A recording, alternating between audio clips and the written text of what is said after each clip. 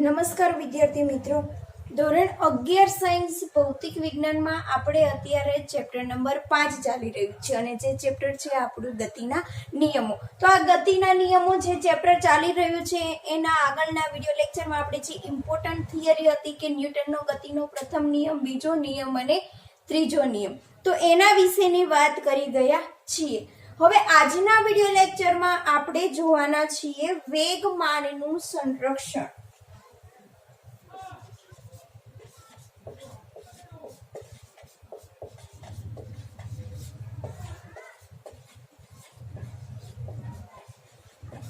જેને ઇંગ્લિશમાં કહેવામાં આવે છે કન્ઝર્વેશન ઓફ મોમેન્ટમ.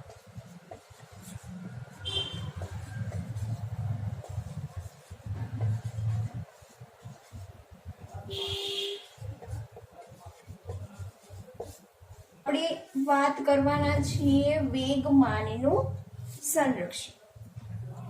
તો અહીંયા થિયરીનો આપણે અભ્યાસ કરવાના છે. તો સૌથી પહેલા તો આપણને વેગમાન વિશેની માહિતી હોવી જોઈએ કે વેગમાન એટલે શું. બરાબર, તો આપણને ખબર છે કે આ વેગમાન શું છે. વેગમાન છે એ એક ભૌતિક રાશિ છે અને આ વેગમાન વિશેની વાત આપણે આગળના વિડિયો લેક્ચરમાં જોઈ ગયા છીએ કે જ્યારે આપણે ન્યૂટનનો ગતિનો બીજા નિયમનો અભ્યાસ કર્યો હતો ત્યારે આપણે વેગમાન જોયું હતું કે આ જે રેખીય વેગમાન છે એ રેખીય વેગમાન આપણે કેવી રીતે વ્યાખ્યાયિત કરતા હતા. તો રેખીય વેગમાન છે p સદિશ બરાબર m * v સદિશ.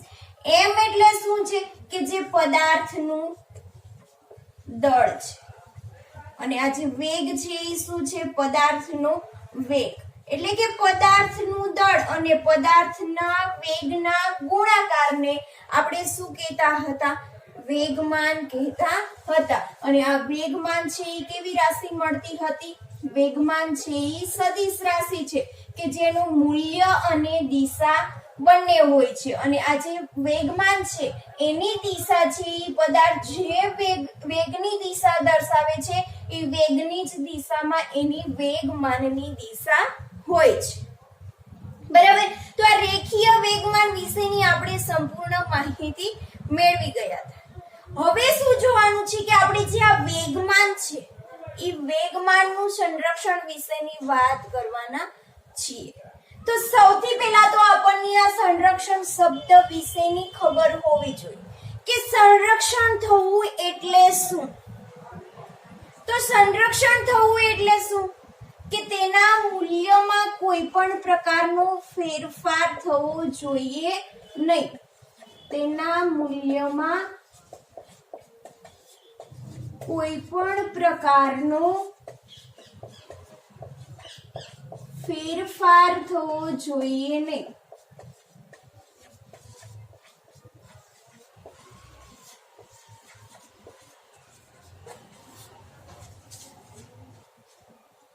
કોઈ પણ ભૌતિક રાશિનું તમારે સંરક્ષણ દર્શાવવાનું છે. એનો મતલબ એમ કે જે ભૌતિક રાશિ છે એના મૂલ્યમાં કોઈ પણ પ્રકારનો ફેરફાર થવો જોઈએ નહીં. મૂલ્યમાં કોઈ પણ પ્રકારનો ફેરફાર થવો જોઈએ એટલે શું કે જ્યારે આપણે કોઈ પણ પદાર્થ આપેલો હોય છે અને આ પદાર્થ ઉપર જ્યારે આપણે બાહ્ય બળ લગાડતા હોઈએ છીએ ત્યારે આ બાહ્ય બળ લગાડીએ છીએ ત્યારે સમયની સાથે ભૌતિક રાશિમાં શું થતો હોય છે, ફેરફાર થતો હોય છે. અને ઘણી બધી એવી પણ ભૌતિક રાશિ હોય છે કે જેમાં સમયની સાથે ભૌતિક રાશિમાં ફેરફાર ન થતો હોય, એના મૂલ્યમાં ફેરફાર ના થાય. તો કોઈ પણ ભૌતિક રાશિનું સંરક્ષણ એટલે શું કે જ્યારે કોઈ પણ પદાર્થ ઉપર આપણે બાહ્ય બળ લગાડીએ છીએ ત્યારે આ બાહ્ય બળ જે આપણે જેટલા સમય માટે લગાડીએ છીએ તો જે સમયની સાથે જે ભૌતિક રાશિમાં ફેરફાર ના થતો હોય એનું મૂલ્ય છે એ અચળ જળવાઈ રહેતું હોય, મૂલ્યમાં ફેરફાર ના થતો હોય તો એવી ભૌતિક રાશિનું સંરક્ષણ થયું એમ કહેવાય. બરાબર, તો આજે આપણે સમજવાનું છે કે વેગમાનનું સંરક્ષણ. તો આપણે ઘણા બધા ઉદાહરણો ધ્યાનમાં લઈએ છીએ કે આ ઉદાહરણમાં આપણે કોઈ પણ પદાર્થ ઉપર જ્યારે બળ લગાવતા હોઈએ છીએ ત્યારે વેગમાન શું છે કે પદાર્થનું દળ વેગમાં શું થાય છે?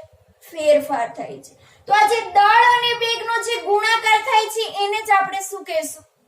વેગમાન. બરાબર. તો જ્યારે આપણે પદાર્થ ઉપર બળ લગાવીએ છીએ અને એ બળ લગાવવાના કારણે એની સાથે જે વેગમાન નામની ભૌતિક રાશિ સંકળાયેલી છે, આ ભૌતિક રાશિના મૂલ્યમાં ફેરફાર થતો નથી કે સમયની સાથે એ ભૌતિક રાશિનું મૂલ્ય છે તે અચળ જળવાઈ રહે છે. તો એવી ભૌતિક રાશિનું સંરક્ષણ થયું તેમ કહેવાય. બરાબર. શરૂઆતમાં માની લો કે કોઈ પણ પદાર્થ આપેલો છે એના ઉપર આપણે બળ લગાવેલું નથી. તો જ્યારે પદાર્થ ઉપર બળ લગાવેલું નથી ત્યારે માની લો કે પ્રારંભિક વેગમાન એનું છે 50 કિલોગ્રામ મીટર પ્રતિ સેકન્ડ. તો આમ પ્રારંભિક વેગમાન છે એના જેટલું જ આપણને શું મળવું જોઈએ? અંતિમ વેગમાન. તો અંતિમ વેગમાનનું મૂલ્ય પણ આપણને કેટલું મળે છે? 50 કિલોગ્રામ મીટર પ્રતિ સેકન્ડ. તો જ્યારે પ્રારંભિક વેગમાનનું મૂલ્ય અને અંતિમ વેગમાનનું મૂલ્ય એટલે કે એના મૂલ્યમાં કોઈ પણ પ્રકારનો ફેરફાર થતો નથી, તો અહીંયા શું થયું કે એ ભૌતિક રાશિનું સંરક્ષણ થયું એવું કહેવાય. તો અહીંયા વેગમાનનું સંરક્ષણ થાય છે. તો તમને સંરક્ષણ વિશેની માહિતી સમજી ગયા હશો કે સંરક્ષણનો મતલબ કે એના મૂલ્યમાં કોઈ પણ પ્રકારનો ફેરફાર થવો જોઈએ નહીં. અહીંયા આપણે સમજવાનું છે વેગમાનનું સંરક્ષણ. તો વેગમાનના મૂલ્યમાં કોઈ પણ પ્રકારનો ફેરફાર થવો જોઈએ નહીં. વેગમાન સરખું મળે તો એમ સમજવાનું કે વેગમાનનું સંરક્ષણ થાય છે. બરાબર. તો આપણે જે વેગમાનનું સંરક્ષણ સમજવા માટે સૌથી પહેલા તો તમને ન્યૂટનનો ગતિનો બીજો નિયમ અને ન્યૂટનના ગતિના ત્રીજા નિયમ વિશેની માહિતી હોવી જોઈએ. જો તમે ન્યૂટનનો ગતિનો બીજો નિયમ અને ત્રીજો નિયમ જાણતા હશો તો એ બંને નિયમ પરથી તમે વેગમાનના સંરક્ષણ સાબિત કરી શકશો કે એના વિશેની તમે માહિતી મેળવી શકશો. તો હવે આ જ થિયરી સમજવા માટે સૌથી પહેલા આપણે એક ઉદાહરણને ધ્યાનમાં લઈએ અને ઉદાહરણ પરથી આપણે સમજીએ કે વેગમાનનું સંરક્ષણ કેવી રીતે થાય છે. બરાબર. તો સૌથી પહેલા તો હું અત્યારે ધ્યાનમાં લઉં છું ઉદાહરણ કે માની લો કે એક શું છે, મારી પાસે ગન છે.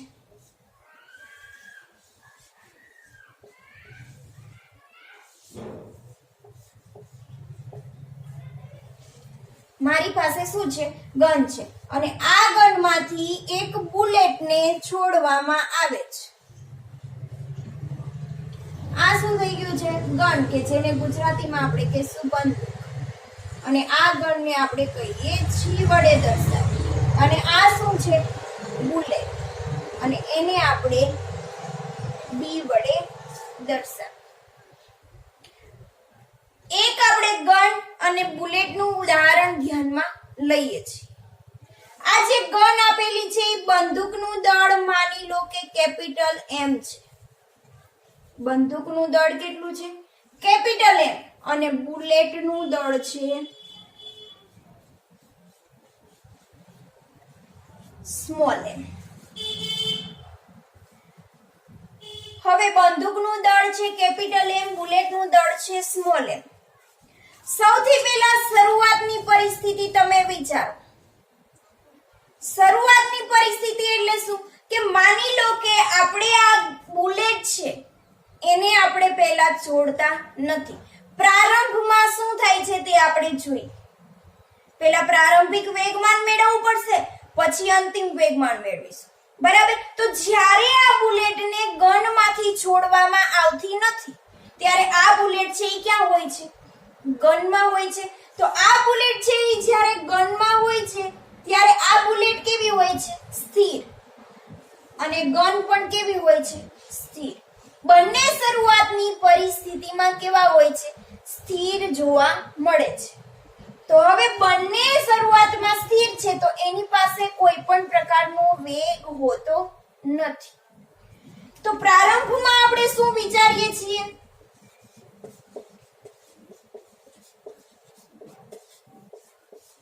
કે પ્રારંભમાં સૌથી પહેલા આપણને ખબર છે કે ગન અને બુલેટ બંને કેવા છે?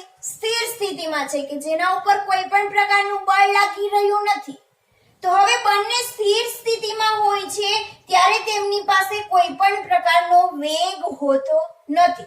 તો પ્રારંભમાં બંદૂકનો પ્રારંભિક વેગ, બરાબર. તો પ્રારંભમાં વાત કરીએ તો પ્રારંભમાં પ્રારંભિક વેગ, તો બંનેના પ્રારંભિક વેગ કેવા થશે? તો બંદૂકનો પ્રારંભિક વેગ આપણે લખવો છે તો v ઇનિશિયલ g, એટલે કે ગનનો પ્રારંભિક વેગ શરૂઆતમાં કેવો છે?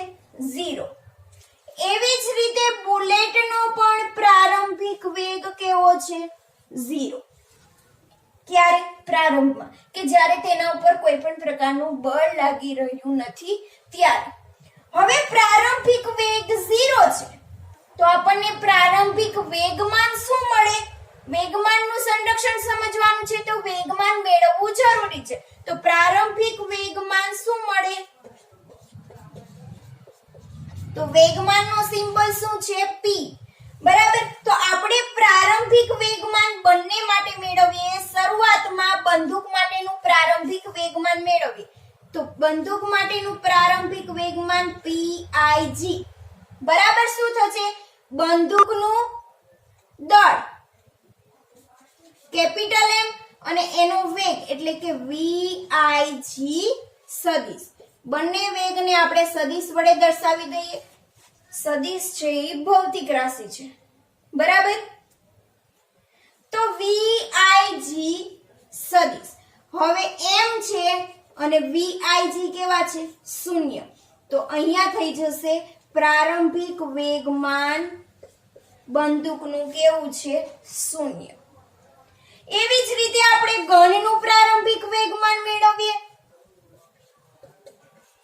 સ્મોલ m vib સદિશ.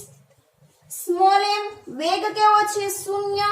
તો આ કેવું મળશે? 0.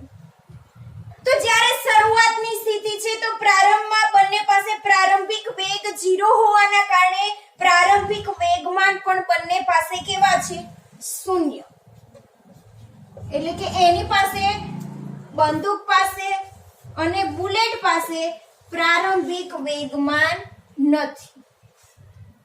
તો હવે બંનેનું પ્રારંભિક કુલ વેગમાન કેવું થશે? બંનેનું પ્રારંભિક વેગમાન, અહીંયા આપણને બે કણો આપેલા છે, એક આપેલી છે ગન અને એક આપેલી છે બુલેટ. તો બંનેના વેગમાનનો સરવાળો કરીએ તો આપણને શું મળે? પ્રારંભિક કુલ વેગમાન. તો અહીંયા આપણે જોઈએ કે પ્રારંભિક કુલ વેગમાન કોનું કોનું હશે? ગનનું અને પ્લસ બુલેટનું. તો પ્રારંભિક કુલ વેગમાન pi સદિશ બરાબર શું થશે? pig સદિશ વત્તા pid સદિશ. હવે બંને કેવા છે? 0 0. તો આપણને પ્રારંભિક કુલ વેગમાન કેટલું મળે છે? 0 મળે છે.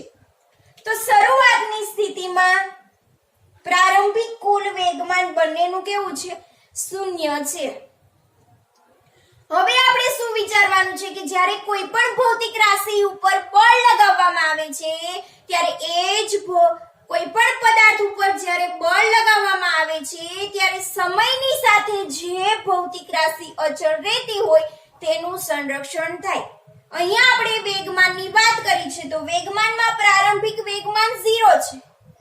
હવે શું થાય છે? તો હવે બંદૂક ઉપર બળ લગાવીએ છીએ અને બળ લગાવવાથી પછી આપણને જે અંતિમ વેગમાન મળે છે અંતિમ વેગમાન અને પ્રારંભિક વેગમાન બંને સમાન મળે તો અહીંયા વેગમાનનું સંરક્ષણ થાય છે તેમ સમજવાનું, બરાબર. તો આપણી પાસે પ્રારંભિક વેગમાન મળી ગયું છે. હવે એના પછીની કન્ડિશન વિચારીએ કે જ્યારે આપણે શું કરીએ છીએ કે બંદૂક દ્વારા ગોળી છોડવામાં આવે છે. તો જ્યારે આ ગનમાંથી બુલેટને છોડવામાં આવે છે ત્યારે શું થશે કે આ ગન છે એ શું કરશે? બુલેટ ઉપર બળ લગાવશે. તો ગન છે એ બુલેટ ઉપર બળ લગાવશે તો આપણને ખબર છે કે ન્યૂટનના ગતિના ત્રીજા નિયમ પરથી ગન દ્વારા બુલેટ ઉપર બળ લાગે છે તો એટલા જ સમાન મૂલ્યનું બળ છે ગોળી પણ બુલેટને બળ લગાવશે. તમને વિચાર હશે કે જ્યારે તમે ગોળી છોડતા હોય છે, કોઈ પણ તમારી ગન હોય છે, તો જ્યારે આપણે ગોળી છોડીએ છીએ ત્યારે ગોળી છે એ આગળની તરફ ગતિ કરે છે અને બુલેટ છે એ થોડી પાછળની તરફ ગતિ કરશે. કેમ? કારણ કે ગોળી દ્વારા બંદૂક ઉપર શું લાગેલું હોય છે? બળ લાગેલું હોય છે. તો હવે જ્યારે એના ગન દ્વારા બુલેટ ઉપર બળ લગાવવામાં આવે છે ત્યારે સૌથી પહેલા તો ગોળી પર લાગતું બળ,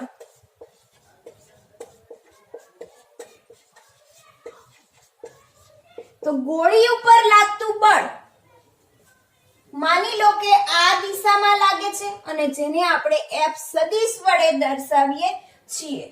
તો આ જે F સદિશ વડે દર્શાવીએ છીએ તો આટલા જ મૂલ્યનું બળ છે ગોળી બંદૂક પર લગાવશે અને જે આ દિશામાં હશે અને જેને આપણે કહી દઈએ છીએ -F સદિશ.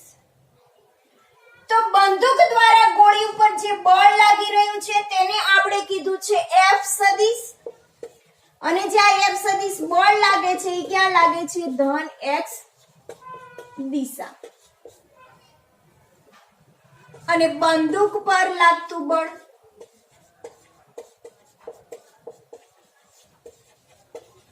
કેટલું લાગે છે? -F સદિશ અને જે શું છે? ઋણ x દિશા. તો હવે જો કે બંને ઉપર ન્યૂટનના ગતિના ત્રીજા નિયમ પરથી બંને ઉપર શું લાગી રહ્યા છે? સમાન મૂલ્યના બળ લાગી રહ્યા છે, પરંતુ કેવા છે? પરસ્પર વિરુદ્ધ દિશા.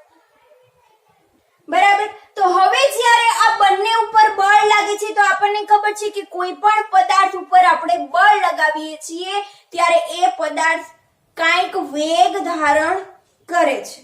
બરાબર. તો અહીંયા જો અંતિમમાં એટલે કે પદાર્થ પર જ્યારે બળ લગાવીએ છીએ ત્યારે પદાર્થ ઉપર બળ લાગે ત્યારે તો બંને પાસે કંઈક વેગ હશે તો અંતિમ વેગ આપણને મળશે. અંતિમ વેગ શું થશે? v. આનું શું થશે? સૌથી પહેલા બંદૂકનું Vf g સદિશ કે આપણને કાંઈક વેગ મળશે અને આ વેગ કોનો છે? બંદૂકનો અંતિમ વેગ.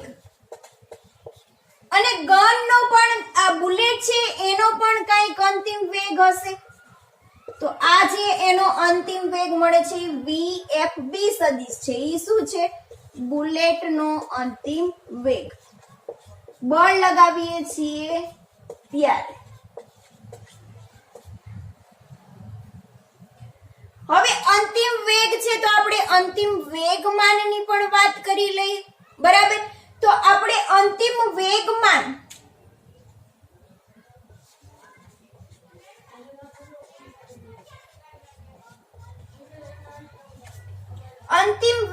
ને આપણે દર્શાવીશું Pfg સદિશ. બરાબર. અને આને આપણે દર્શાવીશું Pfb સદિશ. તો હવે જો ન્યૂટનના ગતિના બીજા નિયમ પરથી શું થશે? ન્યૂટનના ગતિના બીજા નિયમ પરથી આપણે બધા ન્યૂટનનો ગતિનો બીજો નિયમ જાણીએ છીએ કે F સદિશ બરાબર શું થાય છે? ડેલ્ટા P સદિશના છેદમાં ડેલ્ટા T. એના ઉપરથી વેગમાનમાં થતો ફેરફાર ડેલ્ટા P સદિશ બરાબર શું થાય? F સદિશ ઇન્ટુ ડેલ્ટા T. બરાબર. તો હવે બંને માટે આપણે શું કરશું? વેગમાનનો ફેરફાર મેળવી લેશું. તો ન્યૂટનની ગતિનો ત્રીજો નિયમ આપણે જાણીએ છીએ. ન્યૂટનની ગતિનો ત્રીજો નિયમ. ત્રીજો નિયમ શું છે? F સદિશ બરાબર -F સદિશ. આઘાત અને પ્રત્યાઘાત હંમેશા સમાન મૂલ્યના અને પરસ્પર વિરુદ્ધ દિશામાં. તો f સદિશ બરાબર શું થશે? જો આ f સદિશ એટલે ડેલ્ટા p સદિશ ના છેદમાં delta t is equal to આ પણ શું થશે? માઈનસ ડેલ્ટા p સદિશ ના છેદમાં ડેલ્ટા t. હવે જે આ બળ લાગી રહ્યું છે f સદિશ એ શેના ઉપર લાગી રહ્યું છે? ગોળી પર લાગી રહ્યું છે, તો એને આપણે fb સદિશ કહીએ. અને આ બંદૂક પર લાગી રહ્યું છે એટલે એને fg સદિશ કહીએ. તો અહીંયા fb કહી દઈએ, અહીંયા fg કહી દઈએ. તો જે પદાર્થ ઉપર બળ લાગી રહ્યું હોય એના વેગમાનમાં ફેરફાર થાય. તો અહીંયા આપણે ગોળી પર લાગે છે તો ગોળીના વેગમાનમાં ફેરફાર થશે. અહીંયા બંદૂક પર બળ લાગે છે તો બંદૂકના વેગમાનમાં ફેરફાર થશે. ડેલ્ટા pb સદિશ એટલે કે એના વેગમાનમાં થતો ફેરફાર. બંને બાજુથી ડેલ્ટા t કેન્સલ કરી દો. બરાબર. તો આ ડેલ્ટા pb સદિશ શું છે? ગોળીનું અંતિમ વેગમાન માઈનસ પ્રારંભિક વેગમાન. બરાબર. તો ડેલ્ટા pb સદિશ બરાબર શું થશે? pfb સદિશ માઈનસ pib સદિશ એટલે કે ગોળીનું અંતિમ વેગમાન માઈનસ ગોળીનું પ્રારંભિક વેગમાન ઇઝ ઇક્વલ ટુ માઈનસ શું થશે? ઘનનું અંતિમ વેગમાન માઈનસ ઘનનું પ્રારંભિક વેગમાન. તો અહીંયા જો અંતિમ વેગમાન કેવું છે? 0. અહીંયા પણ અંતિમ વેગમાન કેવું છે? 0. તો fb સદિશ આ છે 0 અને આ પણ છે 0. તો fb સદિશ is equal to minus fg સદિશ. તો અહીંયા જો આ જે તમને અંતિમ વેગમાન છે આ શું છે? ગોળીનું અંતિમ વેગમાન એટલે કે બુલેટનું અંતિમ વેગમાન. અને આ શું છે? ગનનું અંતિમ વેગમાન. તો હવે આ બુલેટનું જે અંતિમ વેગમાન છે એ શેના જેટલું છે? એના વેગમાનમાં થતા ફેરફાર જેટલું. અને આ જે ઘનનું અંતિમ વેગમાન છે એ પણ શેના જેટલું છે? કે એના વેગમાનમાં થતા ફેરફાર જેટલું. તો આ જે બુલેટનું અંતિમ વેગમાન છે ઈ કેટલું થશે? તો ડેલ્ટા pb સદિશ બરાબર pfb સદિશ બરાબર કેટલું થશે? વેગમાનમાં થતા ફેરફાર જેટલું. તો વેગમાનમાં થતો ફેરફાર બરાબર શું છે? f સદિશ ઇન્ટુ ડેલ્ટા t એટલે કે ડેલ્ટા t જેટલા સમયમાં એના ઉપર લાગેલું બળ છે તે. તો એના ઉપર લાગતું બળ કેટલું છે? f સદિશ ઇન્ટુ ડેલ્ટા t. અને આ જે ઘનનું અંતિમ વેગમાન છે એ કેટલું છે? કે એના વેગમાનમાં થતો ફેરફાર જેટલું. તો ડેલ્ટા p g સદિશ બરાબર શું થશે? pf g સદિશ. તો એના ઉપર લાગતું બળ ઇન્ટુ ડેલ્ટા t. બરાબર. તો આપણને અંતિમ વેગમાન મળી ગયા છે કે આ અંતિમ વેગમાન આટલું છે અને ઘનનું અંતિમ વેગમાન આટલું છે અને ગોળીનું વેગમાન આટલું છે. તો હવે એનું કુલ વેગમાન કેટલું થશે? અંતિમ કુલ વેગમાન. તો અહીંયા હું લખી દઉં છું અંતિમ કુલ વેગમાન કે જે કોનું હશે? ઘનનું અને બુલેટનું, જેને આપણે pf વડે દર્શાવીએ. તો pf બરાબર શું થશે? pfg સદિશ વત્તા pfb સદિશ. તો pfg સદિશ કેટલું છે? Minus fg into delta t વત્તા fb સદિશ ઇન્ટુ ડેલ્ટા t. આ બંને બળોના મૂલ્ય કેવા છે? સમાન છે.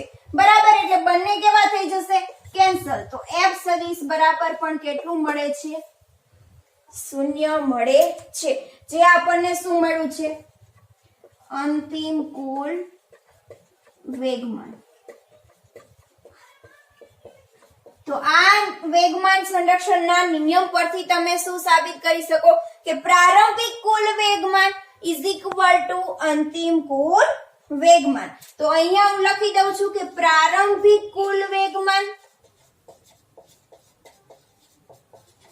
ઇઝ ઇક્વલ ટુ અંતિમ કુલ વેગમાન.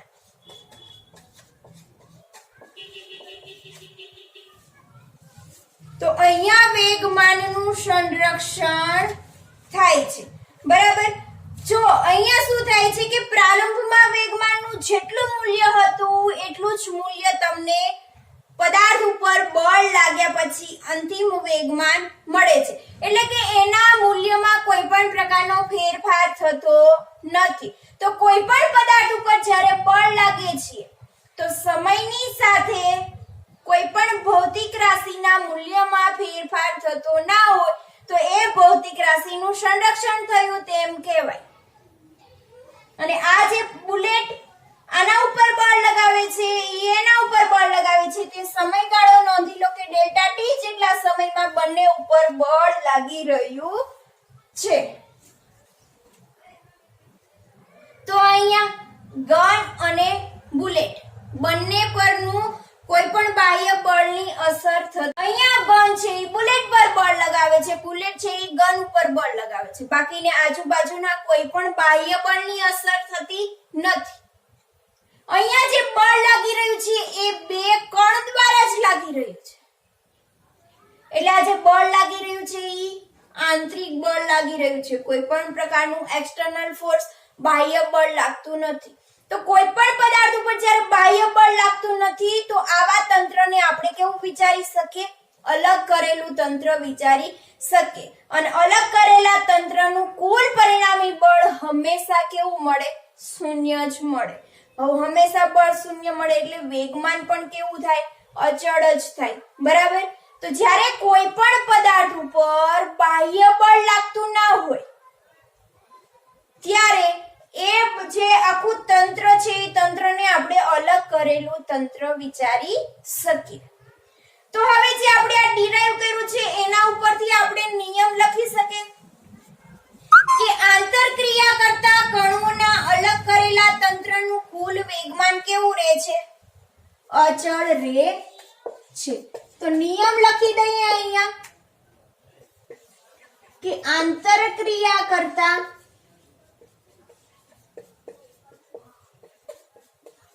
કણોના તંત્રનું કુલ વેગમાન અચળ રહે છે. આંતરક્રિયા એટલે કે પ્રક્રિયા કરતા કણોના તંત્રનું એટલે શું? અલગ કરેલા તંત્રનું. અલગ કરેલા તંત્રનું એટલે કે તેના ઉપર કોઈ પણ પ્રકારની બાહ્ય બળની અસર થવી જોઈએ નહીં. એને આપણે શું કહીશું? અલગ કરેલા તંત્રનું. તો આવું જે અલગ કરેલું તંત્ર છે એનું કુલ વેગમાન કેવું રહે છે? અચળ રહે છે. કે જે શું છે? વેગમાન સંરક્ષણનો નિયમ. બરાબર. તો આ થઈ તમારી થિયરી વેગમાનનું સંરક્ષણ.